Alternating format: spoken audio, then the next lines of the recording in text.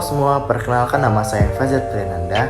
Saya dari kelas BK1B dengan NIM 21050710198. Di sini saya akan menjelaskan mengenai laporan keuangan perusahaan dagang yang merupakan tugas ujian akhir semester mata kuliah akuntansi jasa dan dagang.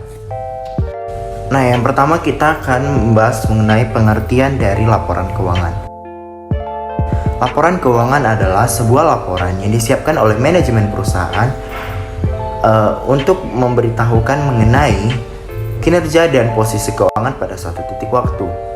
Nah, laporan keuangan ini biasanya mencakup neraca, laporan laba rugi, laporan ekuitas pemilik, dan laporan arus kas.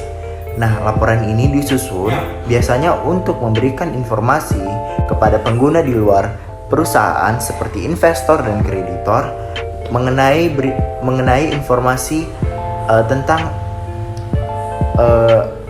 posisi keuangan dari suatu perusahaan. Adapun fungsi-fungsi dari laporan keuangan ini adalah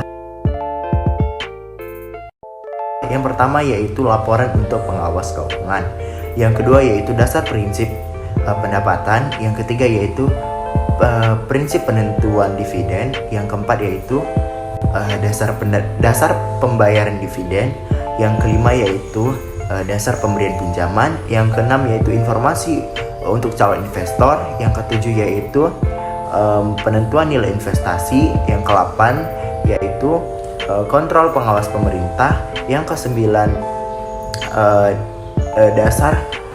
dasar pengendalian biaya, dan yang terakhir yaitu dasar prinsip pajak. Selanjutnya yaitu jenis-jenis dari laporan keuangan, yaitu yang pertama laporan laba rugi, laporan neraca, laporan stok barang, laporan piutang, dan yang terakhir adalah laporan arus kas. Nah, selanjutnya yang kita bahas adalah langkah-langkah dalam membuat laporan keuangan.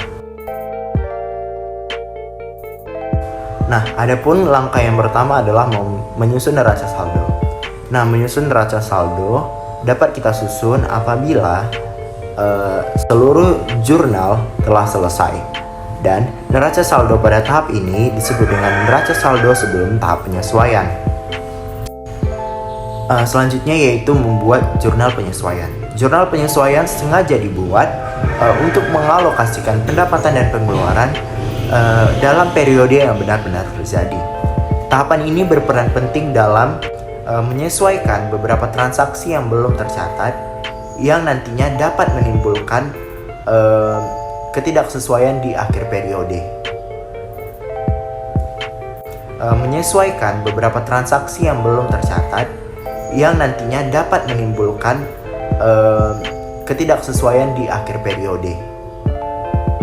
Selanjutnya yaitu membuat laporan keuangan. Pada tahap ini kita dapat mulai membuat laporan keuangan yang terdiri dari laporan laba rugi, laporan neraca, dan laporan perubahan modal. Selanjutnya yaitu menyusun neraca jalur. Nah, neraca jalur dimulai dari menyusun neraca saldo yang kemudian disesuaikan pada jurnal penyesuaian di tahap kedua.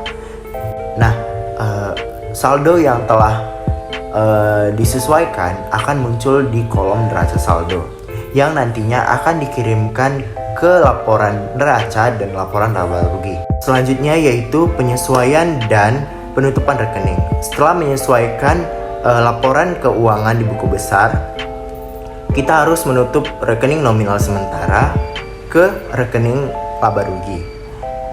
Nah, saldo laba rugi kemudian kita pindahkan ke rekening laba rugi tidak dibagi.